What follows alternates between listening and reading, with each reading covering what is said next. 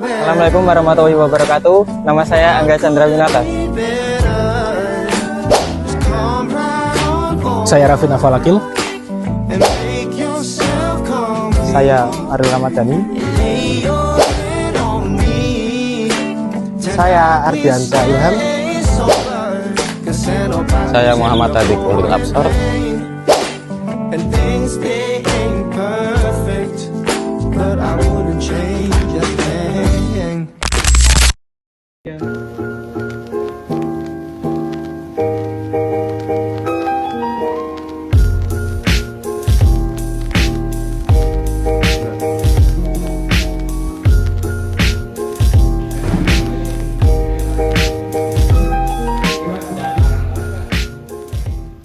Pernahkah kalian melihat sekumpulan data yang begitu banyak sampai kalian itu sulit untuk memahaminya? Lalu, bagaimana caranya kita menyederhanakan data tersebut agar lebih mudah untuk dimengerti? Dengan statistik deskriptif solusinya. Dengan statistik deskriptif, kita bisa mengenali pola, menganalisis tren, dan menggambarkan informasi secara ringkas dan lebih jelas. Oke, selanjutnya yaitu ada 6 istilah statistika yang termasuk di golongan deskriptif.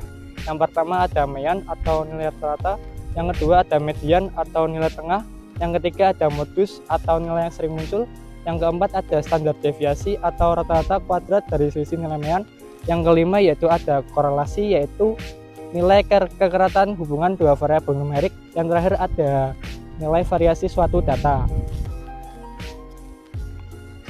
Statistik deskriptif sangat penting bagi data saintis untuk melihat data. Hanya saja penggunaannya direkomendasikan untuk sampel data yang sedang dipelajari. Tidak bisa digunakan untuk mengambil kesimpulan tentang suatu populasi. Nah, kalian udah pada tahu kan apa itu statistik deskriptif? Jadi pada statistik deskriptif yang akan kita bahas yaitu mengenai ukuran penyebaran data. Jadi pada ukuran penyebaran data ini ada beberapa subbab. Apa aja ya kira-kira? Ini dia. Lantas, apa itu ukuran penyebaran data? Ukuran penyebaran adalah ukuran yang menyatakan seberapa jauh penyimpangan nilai-nilai datanya dari nilai-nilai pusatnya. Ukuran penyebaran data pada dasarnya adalah sebagai pelengkap dari nilai pusat dalam menggambarkan sekumpulan data. Jangkauan adalah pembahasan pertama kita.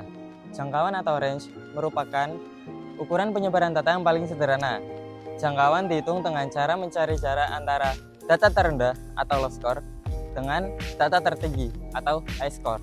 Untuk mendapatkan jangkauan, kita hanya perlu dua data, yaitu data tertinggi dan data terendah. Rumus diperoleh dengan cara kita mengkurangkan data tertinggi dan data terendah, atau seperti ini. Pembahasan selanjutnya yaitu simpangan rata-rata. Simpangan rata-rata adalah ukuran penyebaran yang menunjukkan rata-ratanya, yaitu rata-rata penyimpangan data dari nilai rata-ratanya. Sederhananya, simpangan rata-rata menggambarkan seberapa jauh data menyebar dari nilai rata-ratanya. Fungsi dari simpangan rata-rata yaitu mengukur tingkat penyebaran data secara tradisional. Yang kedua yaitu membantu memahami variasi, dan yang ketiga yaitu berguna untuk membandingkan data ke data yang berbeda. Untuk rumus simpangan rata-rata yang dapat digunakan adalah sebagai berikut. Dengan keterangan, X adalah data ke I, X bar adalah rata-rata, dan N adalah banyaknya data.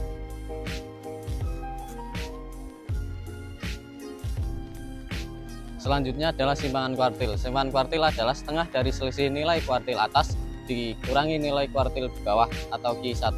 Dengan rumus Q3 dikurangi Q1 dibagi 2. Materi selanjutnya adalah simpangan baku.